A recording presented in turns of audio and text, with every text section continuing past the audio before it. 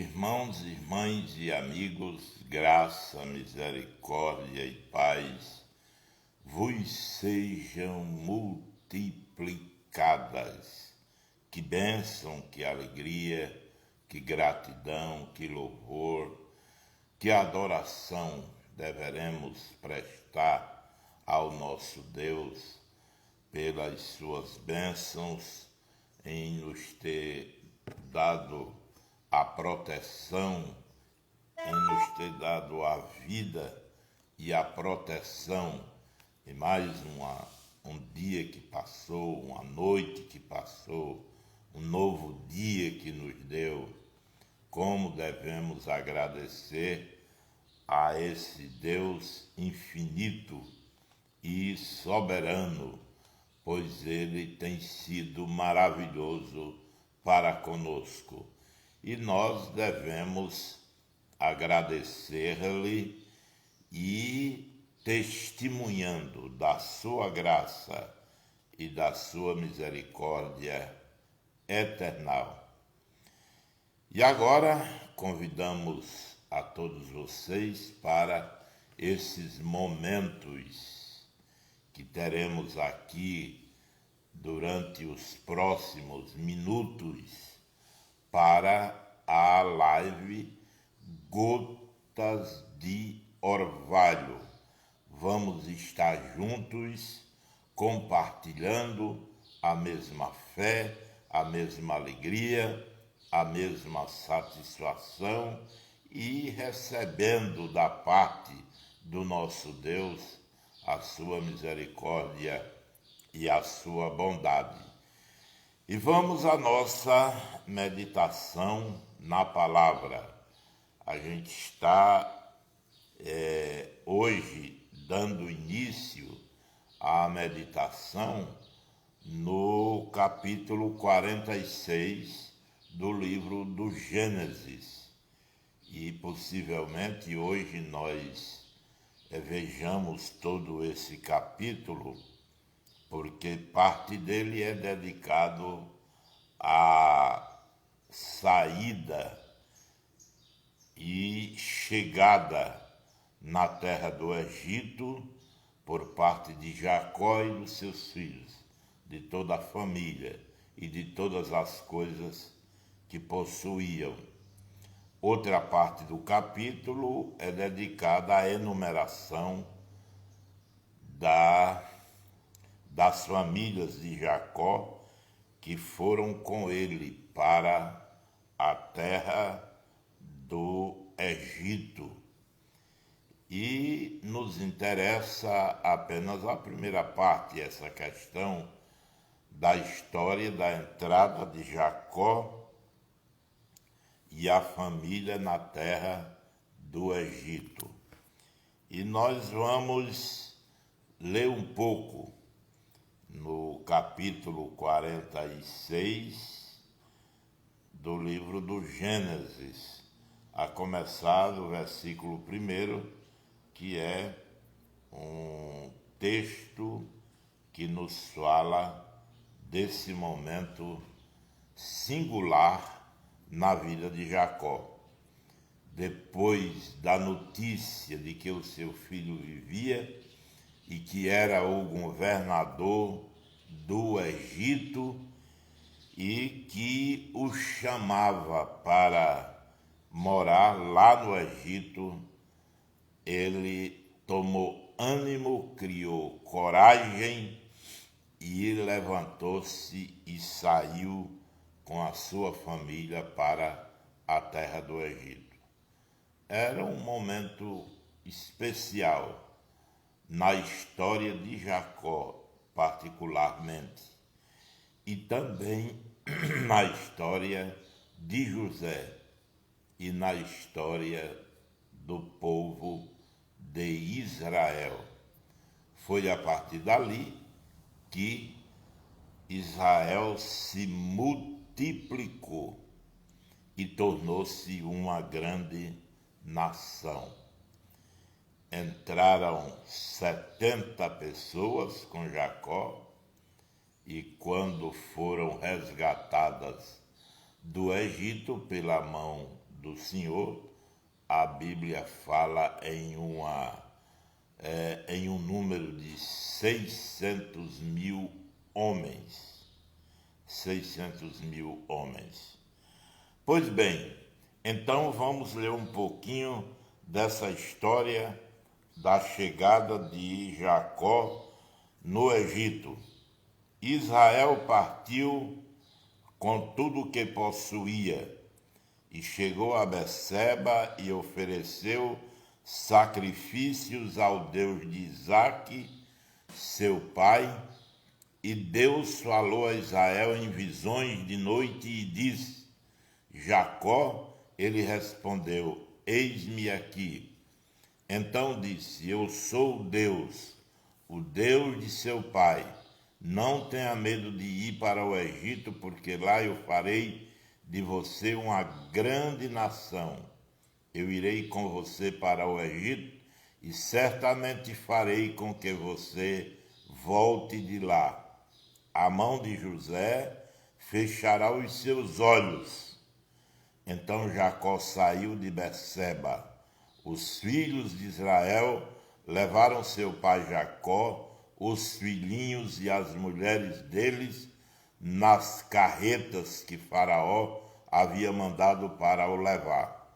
Levaram o gado e os bens que haviam adquirido na terra de Canaã e foram para o Egito, Jacó e toda a sua descendência, seus filhos e os filhos de seus filhos, suas filhas e as filhas de seus filhos, e toda a sua descendência levou-os consigo para o Egito. E a gente lembra aí que Jacó manteve o hábito que Abraão criou no começo. Em todo lugar que chegava ou para onde ia, ele levantava um altar e invocava o nome do Senhor. E esse hábito se repetiu através de Isaque e agora através de Jacó, que durante a sua vida assim procedeu. Note que não havia uma orientação para que isso acontecesse. Não havia uma ordem em forma de lei. Normalmente as pessoas gostam muito de que tenha uma lei para seguir, mas as pessoas gostam disso para desobedecer, porque normalmente não obedece. Quanto maior o número de leis, maior é o número de desobediência. Então não havia, era uma questão espiritual de cada patriarca, era um hábito eles consultarem ao Senhor, ouvirem a palavra do Senhor. E Jacó faz isso quando está para entrar na terra do Egito. E lá o Senhor falou com ele. A Bíblia diz que ele ofereceu sacrifícios ao Deus de Isaque, que é o Deus que orientava os patriarcas até então. E Jacó, fazendo parte desse número de patriarcas, ele faz a mesma coisa, oferece sacrifícios ao Senhor. E o Senhor se apresenta a Jacó e repete a promessa de que os filhos de Abraão, ou os descendentes de Abraão, os filhos de Isaque, haveriam de se tornar uma grande nação. E o Senhor repete aqui: eu te farei uma grande nação. E também o Senhor deixa claro a saída de Israel do Egito.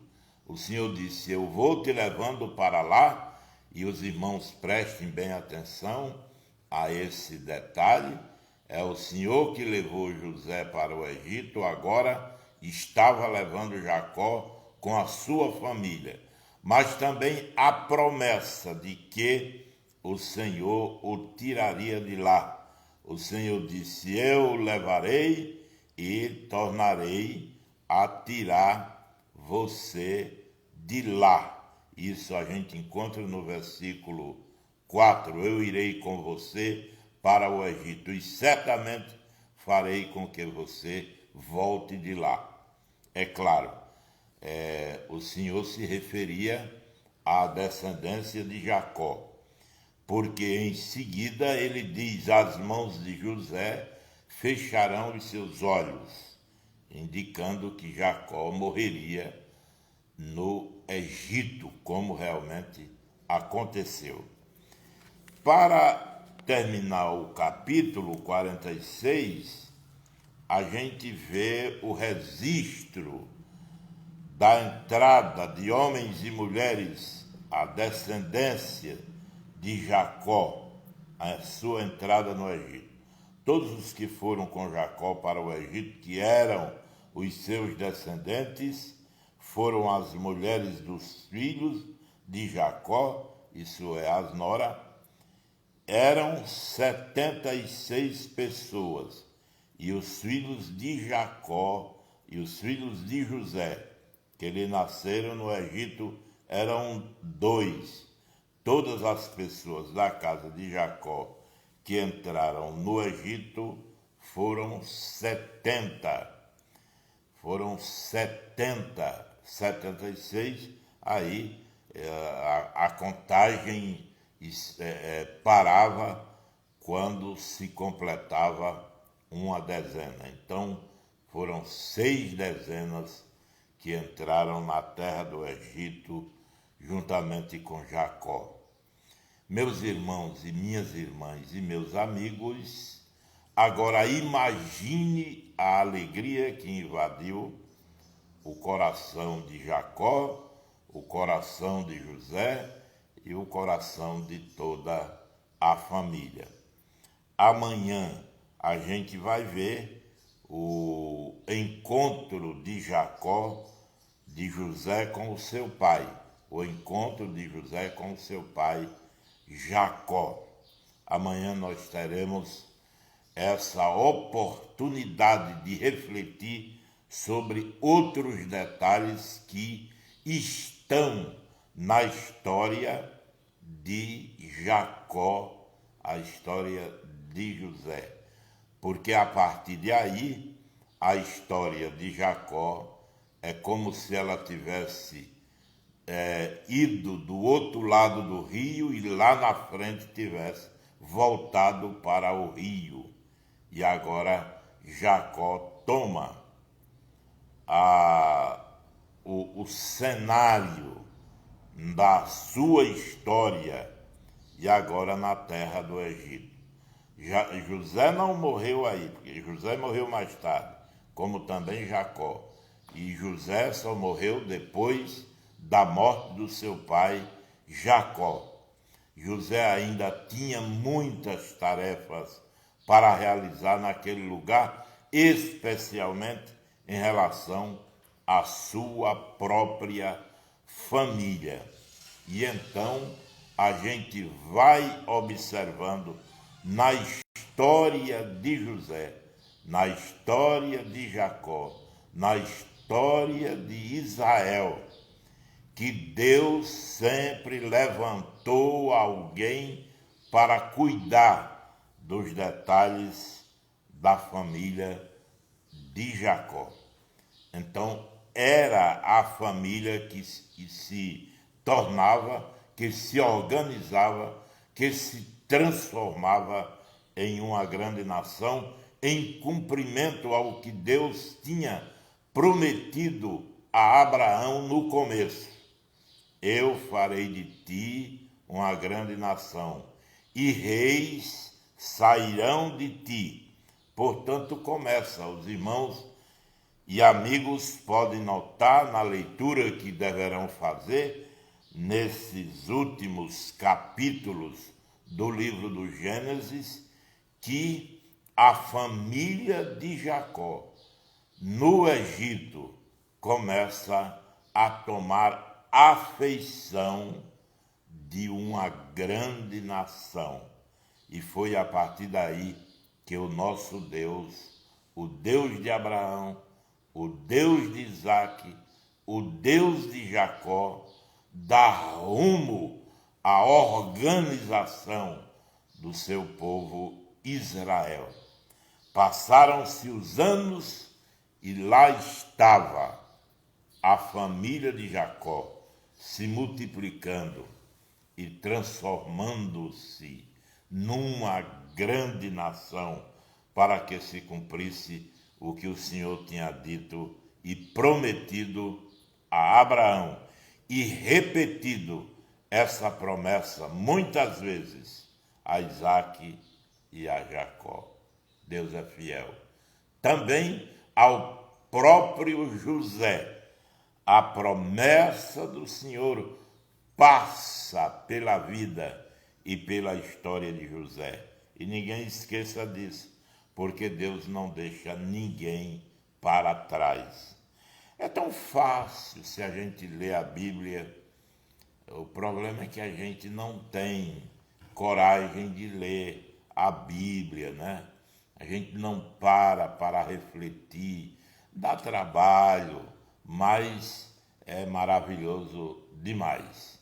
A gente, para o cumprimento das promessas do Senhor, que às vezes a gente fica até afligido, inventa até histórias para que as promessas a nosso respeito se cumpram, e não precisa disso. O Senhor prometeu, está prometido, Ele cumprirá. Não precisa de história de gato preto, como dizia meu pai.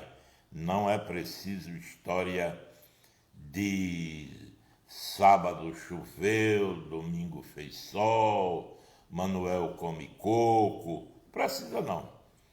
Pode deixar, porque o Senhor prometeu e Ele cumprirá. O nosso grande problema nisso aí, a nossa aflição, o nosso aperto, o aperreio que a gente passa por causa das promessas que Deus nos faz, em primeiro lugar, é que a gente não acredita. A gente não acredita que Ele tenha prometido e por isso fica preocupado, dá dor de cabeça e começa a inventar história para ver se ajuda ao cumprimento da promessa que Deus fez. A gente não acredita e por isso fica preocupado e aperreado. Não, mas daqui a 100 anos eu não estou mais vivo. É problema de Deus isso aí. Se Ele me prometeu para um período de 100 anos depois, ou Ele vai me deixar vivo 100 anos depois, sei lá, Ele tem um jeito dele. Ele dá o jeito dele tranquilo, sem precisar da nossa preocupação. Então essa é a primeira dificuldade que a gente enfrenta. A segunda é que a gente se engana muito. Muito. Eu já ouvi muita gente se queixar que Deus não foi fiel para com ele. Imagina. Por quê? Porque me prometeu uma coisa e não cumpriu. É impossível. Deus não prometeu. Se Ele prometeu, fique tranquilo, Ele cumpre. Ele foi assim com Abraão, foi assim com Isaque, foi assim com Jacó, foi assim com José, foi assim com os profetas e foi assim com a igreja no começo.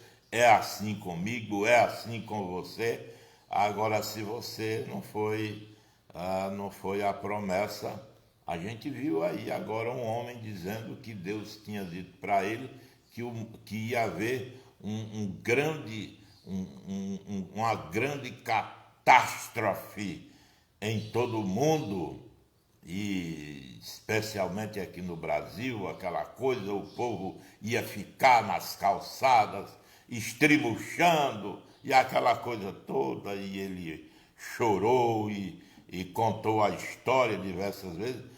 Aí a gente chega à conclusão: qual o objetivo? Estava querendo aparecer. Apareça no seu nome. Aí depois vai ter que explicar. E aí dizer que Deus não foi legal com ele. É um infeliz uma pessoa dessa, além de mentiroso, porque mente no nome de Deus e depois ainda vai achar que Deus não foi fiel com ele, não cumpriu a promessa direito. E o pior é que tem milhares de pessoas que acreditam nessas palhaçadas. Amanhã eu lhe convido para estar conosco mais uma vez, aqui às 6 horas, em Gotas de Orvalho. Agora vamos orar e vamos colocar o nome do pessoal diante do altar de Deus.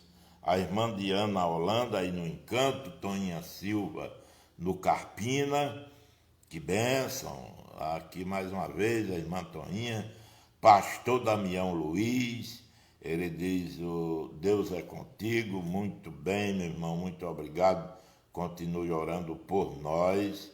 O pastor Damião Luiz é o varão valoroso que a gente chama. A irmã Lindinete Marroques em Martins pede oração. Arineide Freire diz: Deus é fiel. Pastor Arthur Batista aqui em Apodi diz: na escuta, na escuta, pastor. Evangelista João Bolso de Lima em Pau dos Ferros diz: graça e paz. Luiz Marinho aqui em Apodi diz: amém, meu amigo e irmão, muito obrigado. Vastia Holanda também acompanhando a nossa live. Deus lhe abençoe, Vastia, em suas dificuldades. Edivalda Souza, em São Miguel, diz: graça e paz a todos. Arleide Costa, aí em Santa Cruz, acompanhando o nosso programa, a nossa live. Maria Leide, aqui em Apodi, acompanhando. Paloma Rayane Oliveira, em Catolé do Rocha, na Paraíba. Rosineide Moraes, aqui em Apodi. Presbítero Genilson Paiva, em Santa Cruz. Jacilene Noronha, aqui em Apodi. Presbítero Girnaldo Andrade, também aqui em Apodi. Malena Souza diz: é linda a história de José e abençoadora, viu, minha irmã? Que riqueza, que bênção. Deus seja louvado. Sila Fernandes, Deus abençoe a nossa irmã Sila. Salete Oliveira, também aqui em Apodi. Maria de Lourdes Fernandes, em Sororoca.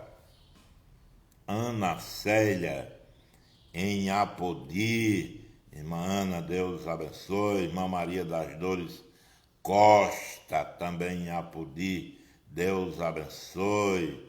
Continua diante do altar de Deus, porque Deus é fiel.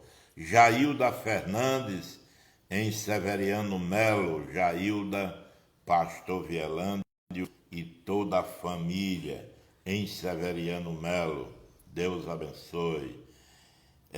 Arivanilza Germano, em Visconde do Rio Branco, na cidade, em Minas Gerais. Muito bem, irmã Arivanilza, Deus lhe abençoe a você e a sua família. Gesiane Fernandes, em Pau dos Ferros. Deus abençoe a família do presbítero Tiago Fernandes. Deus abençoe. Aparecida Oliveira, no sítio Carpina. Camila Alves, em Apodi. Muito bem, Deus abençoe a todos vocês que estão constantemente conosco aqui na live Gotas de Orvalho. Deus abençoe. E vamos continuar. Amanhã tem mais. Estamos chegando ao final, mas Hoje, amanhã tem mais. Irmã Maria de Fátima, também aqui em Apodi, está conosco através da live. E a irmã Damares Gomes, também em Apodi, acompanhando a live Gotas de Orvalho. E nós vamos agora ao momento da oração da fé. Esteja diante do altar. Não saia agora da live. Vai para onde? Para onde vai? Vamos estar diante do altar de Deus, diante da presença do Senhor. Vamos estar diante da sua face. Erga assim a sua mão. Senhor, nós estamos mais uma vez diante da tua presença. Queremos te agradecer pela noite que passou, pelo dia que passou. Te agradecemos pelo trabalho que desempenhamos, que desenvolvemos, pelas lutas que nos deste vitória nas mesmas. Deus de toda misericórdia, estende as tuas mãos sobre homens e mulheres que aguardam a manifestação da tua misericórdia. Abençoe os que estão enfermos e necessitados, os que estão sofrendo, os pedidos de oração que recebemos. Meu Deus, ajuda-nos, guarda-nos, orienta-nos, faze-nos estar diante do teu altar, clamando, buscando, rogando ao Senhor e pedindo a sua graça e a sua misericórdia eterna. Abençoe, Senhor, os que estão sofrendo, as famílias enlutadas. São tantas, meu Deus, mas nós acreditamos que o Senhor é poderoso para nos dar o consolo, o conforto da tua presença. Clamamos também e rogamos também pelos que estão com saúde, para que sejam protegidos, guardados, abençoados e continuem caminhando e desenvolvendo as suas tarefas nesse mundo tão controverso, tão distante da tua graça e da tua misericórdia. Nós te pedimos, ó Senhor, te agradecemos e te bendizemos por causa de Jesus, o teu Filho amado, que vive e reina para todo sempre. Amém, meu Deus. Amém, meu Deus. Amém, meu Deus. Amém. Deus abençoe a cada irmão, a cada irmã. Um abraço. E amanhã, se Deus quiser, por causa da misericórdia do Senhor, estaremos aqui mais uma vez para apresentar e participar da live Gotas de Orvalho. Um abraço e a vitória é nossa pelo sangue de Jesus. É desse jeito.